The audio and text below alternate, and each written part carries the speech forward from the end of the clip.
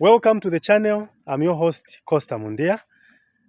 Today, I'm in the wild. As you can see, I'm just enjoying the beauty that nature is providing. As you can see, there are trees behind me, and that is very, very interesting. Okay, so today I have something for you. I want to talk about the different entries or entry levels into agriculture. I know there are a lot of us that feel discouraged immediately we mention agriculture. Most of us already feel defeated because what you are thinking is a tractor, what you are thinking is 15 hectares of land, what you are thinking is a very, very big vehicle, and so on and so forth. But today, I want to share with you the different levels at which you can enter into agriculture. Okay? So what is the first level? The first level, of course, is the commercial level. At commercial level, you are entering into agriculture with a lot of mechanization. Remember to stay up to the third level of entry, because the third level of entry is more important than what we are starting with, which is the commercial level of entry, where most of us may be unable to enter from. So at commercial level, there are a number of things that will characterize your entry. One of them is the nature of the crops you are going to grow. If you are into crop production, you'll be going into crops that we are referring to as cash crops.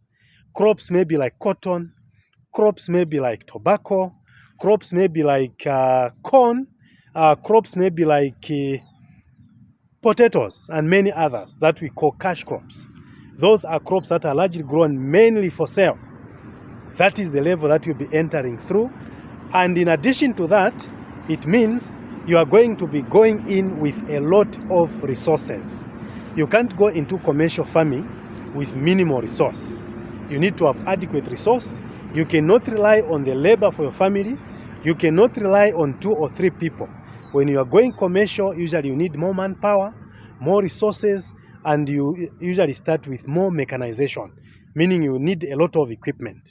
If you are keeping your broilers, you are going straight into automation.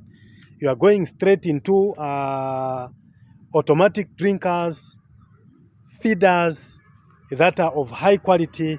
You are going into high quality structures, and so on and so forth. However, we wish to state that this is not the only entry level. Leave those who are capable to enter at that level to enter.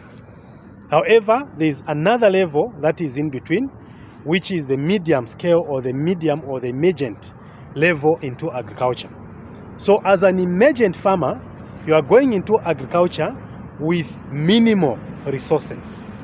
Remember, there is no agriculture without resources. But you are going in there with not little resources, but slightly and a bit of resources. Meaning you need a bit of monies here and there to be able to afford external labor, where possible to be able to afford external mechanization like draft power you can actually hire. That is the second level, where you're able to hire external labor apart from your family. You are able to hire draft power, where people have an ox, they have plows, you're able to engage them to work with you on the farm.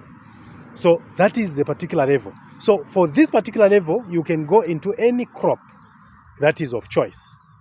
Okay? You can go into gardening. You can have a small goat farm. You can have village chickens at your farm. You can even have broilers in your backyard. But these broilers will be more than just for your consumption. They are supposed to be broilers that you are going to grow. At the same time, be able to sell to your community or your neighbors. So that is the difference here. You are growing some of it for your consumption as a household, and the rest, which should be slightly more than maybe what you keep for consumption, that should be meant for sale. It means you are an emerging farmer. That is the other level you can go into. But there are a lot of us that are in compounds. There are a lot of us that are in towns, always complaining about the cost of living. Today, I want to talk to you that you can enter as a small-scale farmer or completely subsistent farmer. This is a farmer who grows largely for consumption. This is a farmer who produces specifically for their own households. Why should you be complaining about the price of milimi? Why should you be complaining about the price of tomatoes? Why should you be complaining about the price of things such as vegetables, cabbage, Chinese cabbage, rape? Why should you be complaining about those when you are living in town? I want to believe that every house, especially, okay, so we know that 40% of the total land allocated in most places for well-planned settlements in towns, they are supposed to have 40% occupied by structures and 60% left for the greenery, where you're able to do your landscaping and these other things, including your garden. So if you have that space, it might not be 60% as per standard. It could be 20%, it could be 30%, it could be 15%. Remember that such pieces of land can be utilized for your small backyard garden, can be utilized for you to set up a small poultry farm. Okay, you set up your structures there and you are able to rear a few chickens.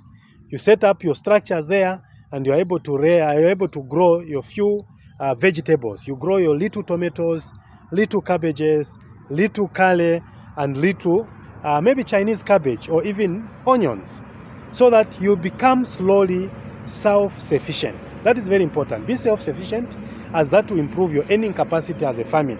You avoid wasting much of your money or the resources that you receive. Therefore, we have looked at the 3 levels at which you can enter. 1, we said it is at commercial level.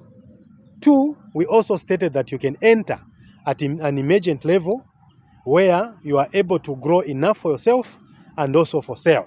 Lastly, we have stated that you can enter as a subsistent farmer, growing specifically for your household. That is the other level where we can enter. Now, for a commercial setup, most of us may have reasons to state that we are not able to manage. For emerging farmers, a lot of us may have reasons that we may not manage. But for subsistent farming, we are all supposed to afford, because that should be a practicing ground, not only for yourself, but even for your children. Because if you want to eat healthy, you must also grow your crops healthy. Therefore, health is synonymous to growing your own crops. The more crops you grow for yourself, the more healthier your family will be. The choice is yours today. Thank you so much for your time. Thank you for listening. We encourage you to subscribe and share this particular video so that your friends can also benefit. Bye-bye.